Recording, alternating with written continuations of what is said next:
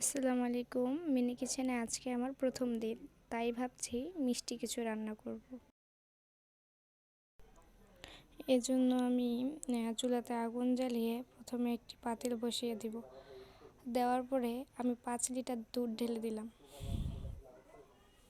5 KG দুধে আমি 6 KG চিনি দিলাম।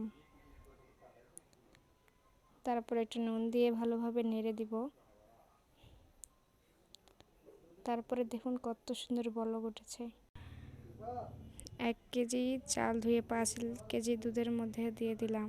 আমার চুলাটি পুরোপুরি শুকায়নি, কিন্তু আমি একটুকু ধৈর্য ধরতে পারছি না চুলা শুকানোর জন্য। যে এত পরিমাণ বৃষ্টি হচ্ছে, বৃষ্টি থামার কোনো নামই নিচ্ছে না, রোদ উঠতেছেই না। এজন্য আমি ভিজা চুলাতেই রান্না শুরু করে দিয়েছি।